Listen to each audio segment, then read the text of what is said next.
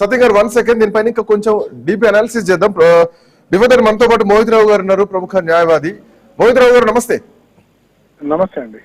So ఏం జరిగింది ఈ రోజు, వాదోపవాదాలు ఎట్లా జరిగాయి ఒకటి, అండ్ స్పీకర్ కి ఇచ్చినటువంటి డైరెక్షన్స్ లో ఎట్లాంటి నిర్ణయాలు ఉండొచ్చు, అండ్ వారం రోజులు నిర్ణయం చెప్పాలి, లేదంటే 4 వారాల తర్వాత సుప్రీంకోర్టు నిర్ణయం చెప్పేటువంటి అవకాశాలు ఉంటాయి అనేది ప్రధానంగా వినిపిస్తున్నటువంటి అంశం సుప్రీంకోర్టు నుంచి.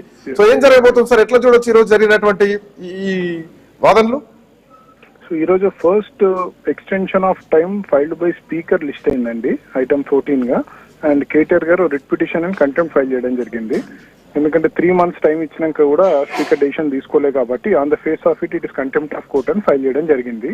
అండ్ దాంట్లో ప్రేయర్ స్పీకర్ ని పని చేయమని అడిగారు. సో ఈ 3 cases టుగెదర్ తీసుకోవడం జరిగింది. చీఫ్ జస్టిస్ గారు తీసుకున్నప్పటికీ వాళ్ళు ఒక 8 weeks టైం అడగడం జరిగింది. దానికి చీఫ్ జస్టిస్ ఆఫ్ ఇండియా చాలా సీరియస్ గా రియాక్ట్ అయ్యి 8 weeks ఎందుకు, on the face of it is contempt, మేము 3 months ఇచ్చినాము, అవసరమైతే day to day proceedings conduct చేయమన్నాము. 3 months అయిపోయినప్పటికీ ఇంకా ఏ డెసిషన్ తీసుకోలేదు అంటే మేము అప్పుడు ఇంటర్వ్యూన్ అయ్యి మా సీనియర్ అడ్వకేట్ సుందరం గారు, దామా శేషాద్రి నాయుడు గారు ఏం చెప్పారంటే, ఆల్రెడీ 4 cases, టోటల్ 10 cases ఉన్నాయి. 4 cases లో 24/10/2025 జడ్జిమెంట్ రిజర్వ్ అయింది. 3 weeks అయినా ఇప్పటికీ జడ్జిమెంట్ ఇవ్వలేదు. రిమైనింగ్ 4 cases లో సాటర్డే రోజు ఎవిడెన్స్ కంప్లీట్ అయింది, దాని నెక్స్ట్ డేట్ ఇవ్వలేదు. And other 2 cases, Danam Nagender and Kadiyam Srihari గారి మీద, ఆ కేసులలో ఇప్పటి వరకు ముట్టుకోలేదు. నోటీసెస్ వెళ్ళాయి, వాళ్ళు కౌంటర్ కూడా ఫైల్ చేయలేదు. 31/7/2025 సుప్రీంకోర్టు జడ్జిమెంట్ ఏముందంటే 3 months లోగా డిసైడ్ చేయాలి. ఒకవేళ కనుక ఏ ఎమ్మెల్యే ప్రొటెక్ట్ చేయడానికి ట్రై చేసినా కూడా వాళ్ళకి అగేన్స్ట్ ఇన్ఫరెన్స్ డ్రా చేయాలి, అంటే వాళ్ళపైన వెయిట్ వేయొచ్చు అని స్పష్టంగా చెప్పడం జరిగింది. అయినప్పటికీ స్పీకర్ కార్యాలయం ఇప్పటివరకు ఎటువంటి చర్యలు తీసుకోలేదు.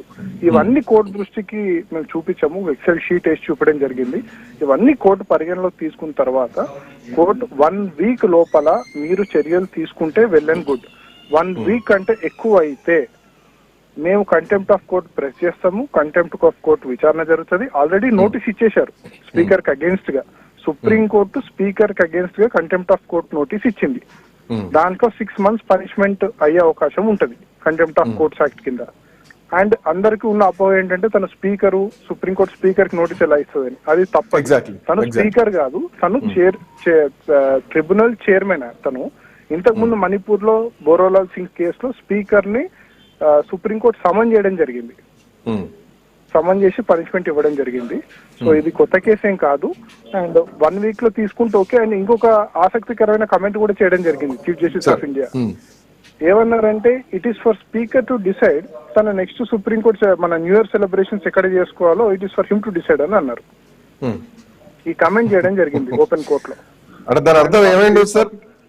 దాని అర్థం జైల్లో గడపాలా లేకపోతే బయట ఉంటారా అది ఆయనకే, మేము ఇంకొకసారి అవకాశం ఇస్తున్నాం, లాస్ట్ అవకాశము, it is for him to decide అని అన్నారు. అంత స్పష్టంగా. బట్ ఈ కామెంట్ కి గతంలో ఒక రియాక్షన్ స్పీకర్ నుంచి వచ్చింది. అంటే న్యాయ వ్యవస్థలు శాసన వ్యవస్థలో ఎట్లా ఇన్వాల్వ్ అవుతాయి అన్న చర్చలో ధంకడ్ ఏం మాట్లాడారో గుర్తులేదా అని ఇదే స్పీకర్ గడ్డం ప్రసాద్ ఒక ఈ ఎమ్మెల్యేలకు సంబంధించి పార్టీ ఫిరాయించిన సందర్భంలో ఒక కామెంట్ అన్నారు.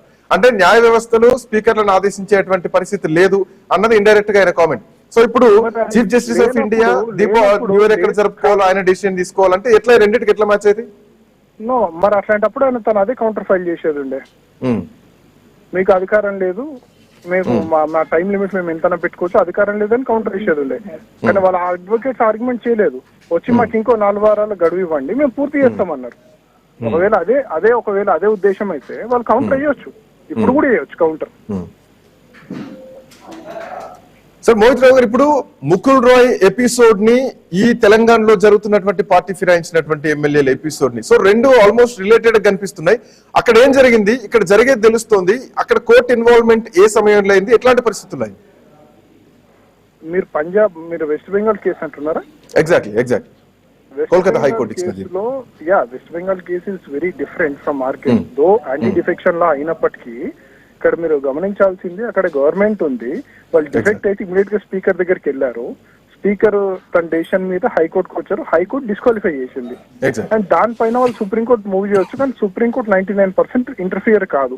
When there is solid evidence, supreme court ఇంత గతంలో కూడా కొన్ని కేసుల్లో ఇంటర్ఫియర్ కాలేదు.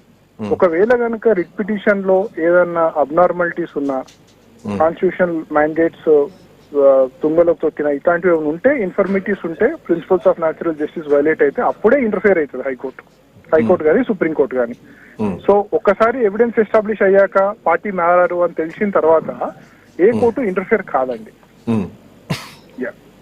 సరే, అంటే జైల్లో గడుపుతారా లేదంటే పని సరిగ్గా చేస్తారా? ఈ రెండే కామెంట్స్ ఈ రోజు సుప్రీంకోర్టు నుంచి జస్టిస్ చేసినటువంటి కామెంట్.